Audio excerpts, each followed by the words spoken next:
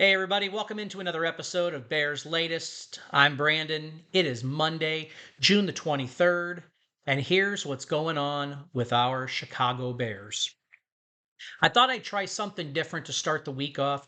We've been talking about free agents that are still out there that could bolster our team and be a strong signing to put us over the hump.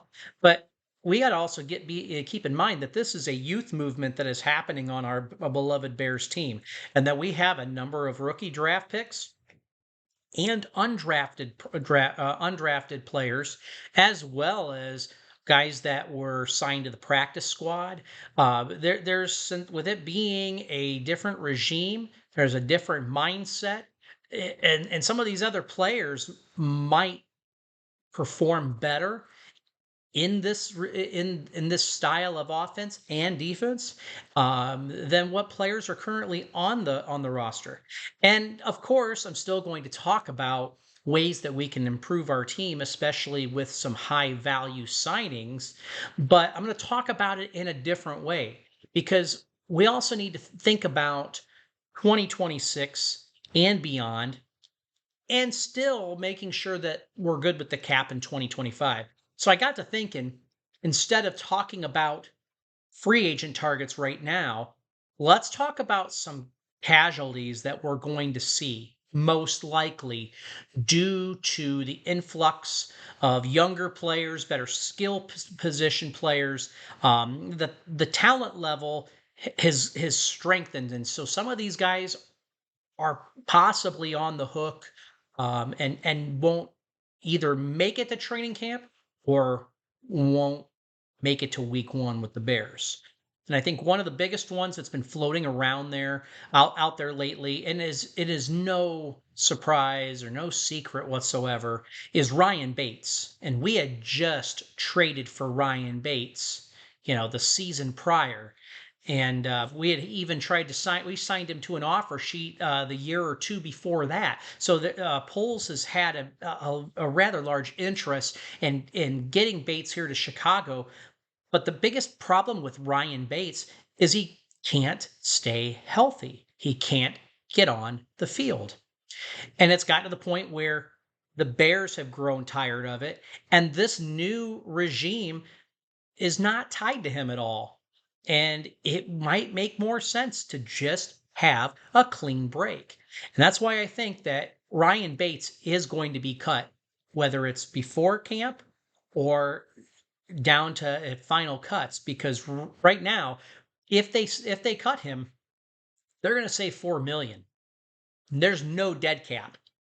There's 4 million back in your pocket, and you could sign a couple of quality players for that 4 million. You could spread that out and invest in strengthening in other areas. So I feel we are in a very good place right now with the younger guards and possibilities for centers. I feel like we're in a good place right there, having Ricky Stromberg. We've got Luke Newman, who we just drafted. You've got Theo Bede, who was on Hard Knocks last season, and has been on the practice squad the last couple of years. You've got some really good depth there, and the players that you do have are strong and capable. And I think it would probably, not even probably, it would be in the best interests of both the organization and the player to have a clean break and give Ryan an opportunity to help another team out.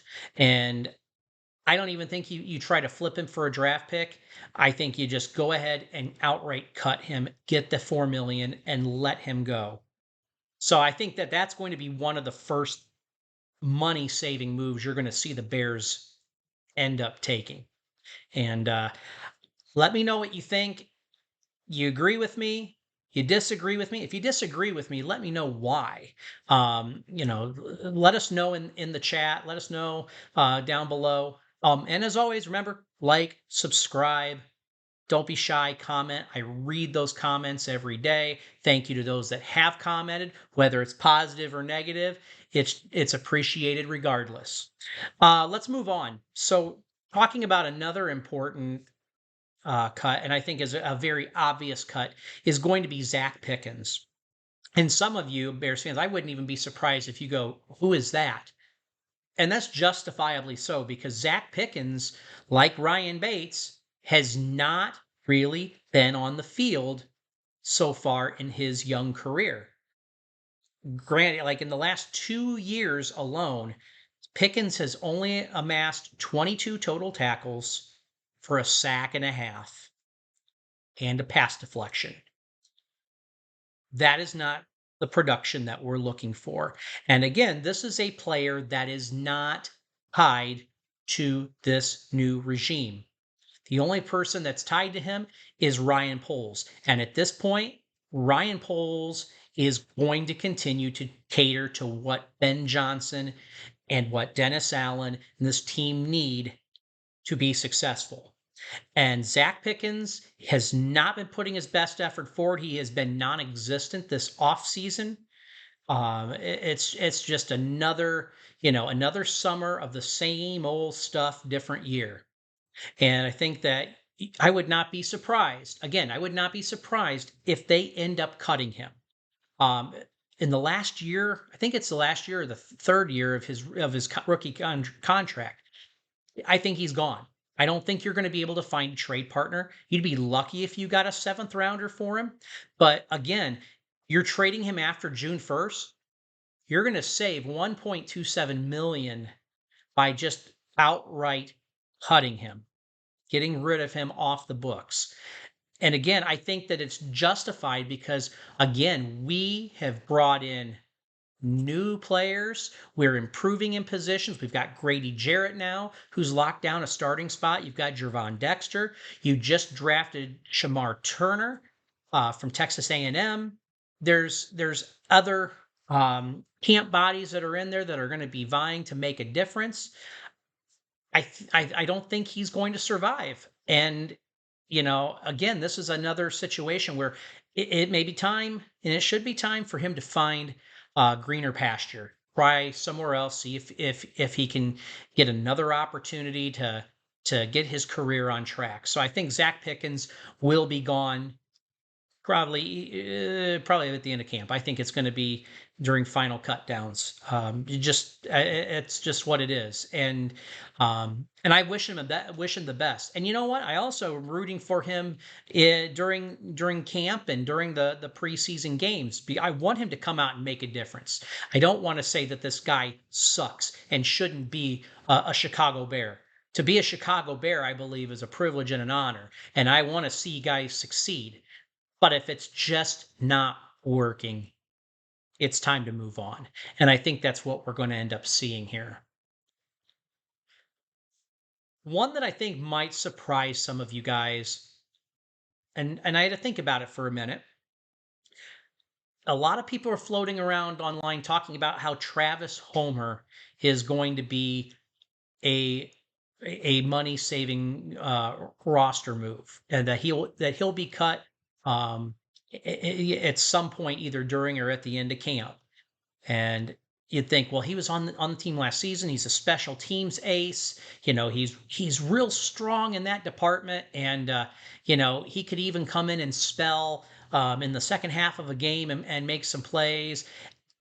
And the thing is now with the change in talent that we're seeing, not just from starting running backs, like, talking Roshan, talking DeAndre, talking Kyle Monangai, we've also got guys like Ian Wheeler and Dion Hankins, who is an undrafted free agent, that these guys can carve out roles on special teams.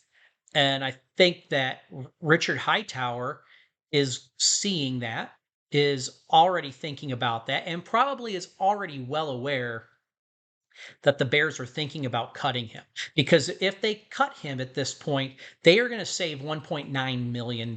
So nearly $2 million will go back into the kitty. Okay. I think it will end up happening because look, last season, yes, 3.8 yards per carry, but he was only out on the field for 23 yards on 6 attempts. That's it. You can get that production from somebody off the streets.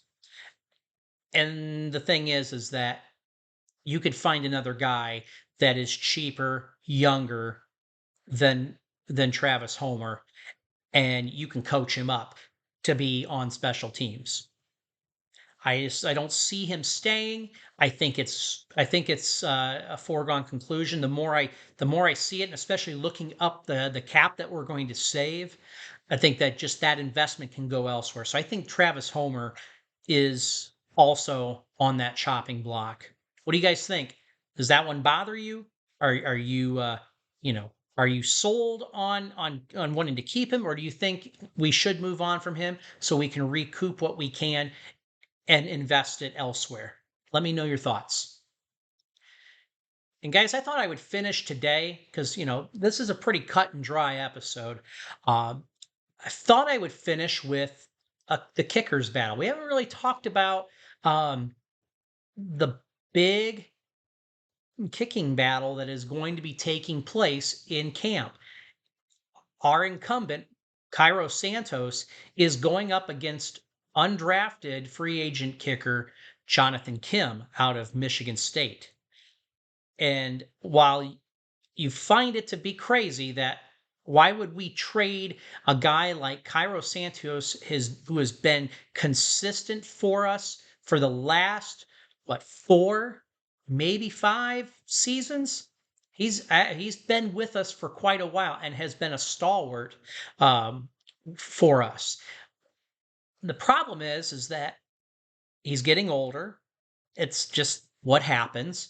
And he struggled last season. I mean, you saw the 2 games against Green Bay and Minnesota where it came down to final kick, and the kick was blocked, and it was because of the angle. It came across low, and they tipped it, and a lot of people questioned that. Now, granted, he finished the season strong because you did beat Green Bay, and that was a good win. That was a good win. But going into 2025, this is a great way to light a fire under Cairo Santos and tell him you need to be better this season. We expect you to. We want to keep you, but we need you to perform at a high level, and you need to work on these mechanics. And I think that that's going to happen, and it has been happening. I think that now you've got the right head coach and the right position coaches, coordinators, all on the same page, working together, are teaching and building and are expecting high results. And I think that that could be something with Cairo Santos, that this will be an opportunity for him to regain form, maybe not even regain form, but to be in a better headspace and to go out there with some tenacity and be ice cold and laying it down and nailing some really good kicks. It's possible, but you could also see a guy like Jonathan Kim who is coming in being a very accurate kicker, a powerful leg that he has. You've got a guy that is coming in fresh, not as much wear, hardly as much wear as what a guy like Cairo Santos has. And here's the biggest difference between Cairo Santos and Jonathan Kim, and you know where I'm going with this. If they cut Cairo Santos, let's say Jonathan Kim has a good camp and he wins outright the kicking job, the Bears are going to save 2.64 million if they were to cut him post June 1st. That's intriguing.